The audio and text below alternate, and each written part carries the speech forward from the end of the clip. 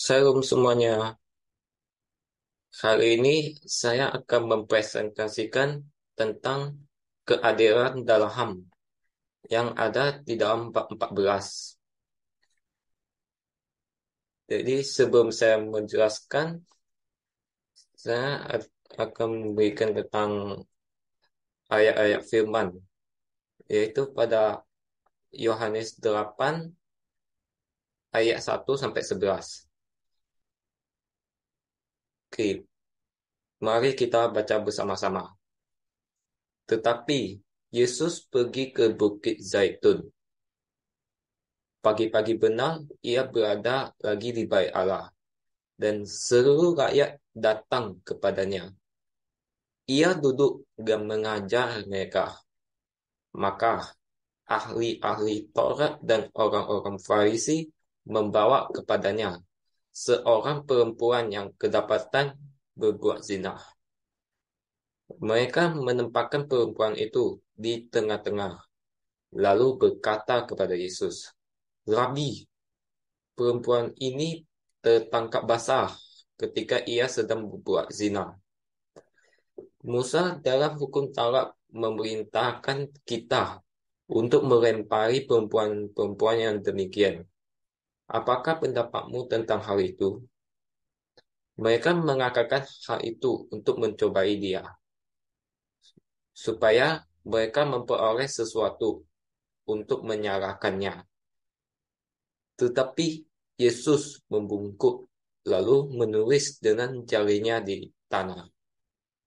Dan ketika mereka terus-menerus bertanya kepadanya, ia pun bangkit berdiri, lalu berkata kepada mereka, "Barang siapa di antara kamu tidak berdosa, hendaklah ia yang pertama melemparkan batu kepada perempuan itu."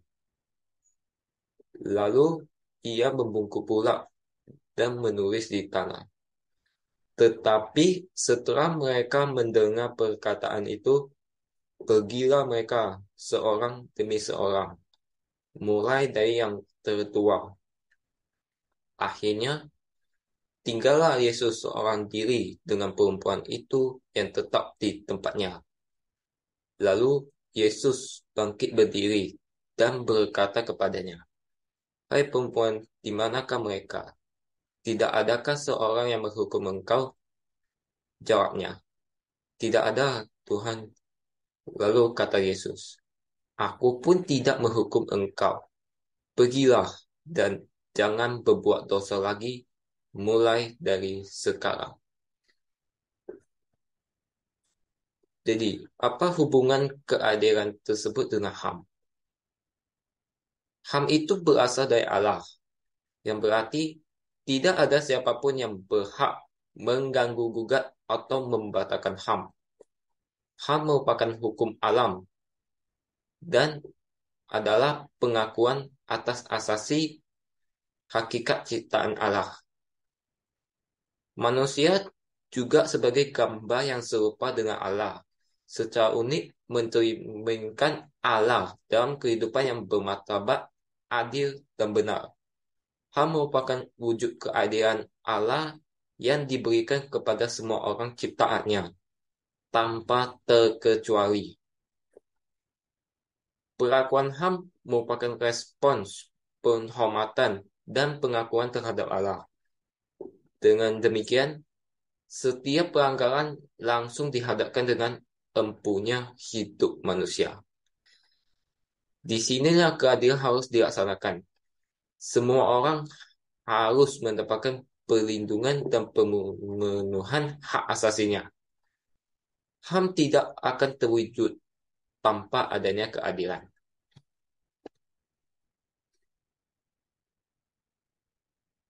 Menjunjung harkat dan martabat manusia. Pemenuhan HAM merupakan tindakan yang menjunjung tinggi harkat dan martabat manusia dan diberlakukan kepada semua orang tanpa memandang bulu. Bahkan turut memperjuangkan pemenuhannya adalah tindakan keadilan terhadap HAM. Semua ketidakadilan itu terjadi di sekitar kita. Tanpa sadari, tindakan itu berarti memandang rendah martabat orang lain yang juga memerlukan penghargaan dan pengakuan. Oleh sebab itu, menjunjung tinggi harkat dan martabat manusia menjadi cerminan penghargaan terhadap sesama, sekaligus menempatkan diri sebagai manusia bermartabat. Jadi, kita akan mengambil teladan Tuhan Yesus sebagai contoh keadaan dalam HAM. Gambar dan rupa alam telah rusak karena perbuatan dosa yang kita buat. Allah dalam kemuliaannya turun menjelma menjadi manusia, merendahkan dirinya untuk memulihkan gambar dan rupa Allah yang telah rusak itu. Bukan hanya menjadi manusia, Tuhan Yesus merendahkan diri bahkan sampai mati di kayu salib. Ceritanya ketika ahli-ahli Taurat dan orang-orang Farisi membawa perempuan yang kedapatan berbuat zina ke hadapan Yesus, mereka sebenarnya bertujuan untuk mencobai Yesus. Menurut hukum Yahudi, perbuatan zina selalu dihukum dengan rajam batu. Melakukan hukuman tersebut memanglah tidak salah. Tetapi Yesus tidak melakukannya. Ia bukan berkompromi dengan dosa, tapi ada hal yang jauh lebih penting daripada cuma menghukum orang lain. Dan ini ditulis pada Yohanes pasal 8 ayat 7.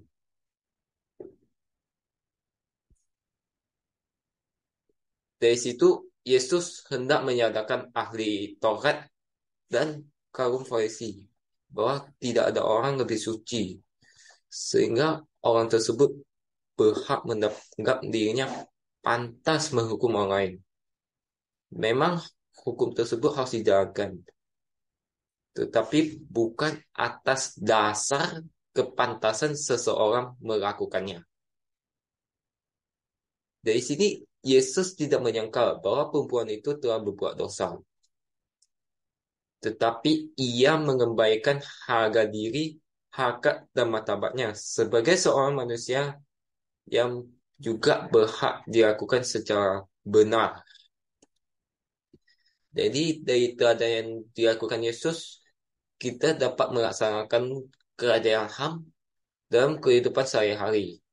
Hal yang dapat kita lakukan yaitu seperti santun dalam berbicara, memberikan hal kepada orang lain, bersikap ramah menerima kehadiran orang lain, menghargai semua orang, dan sebagainya.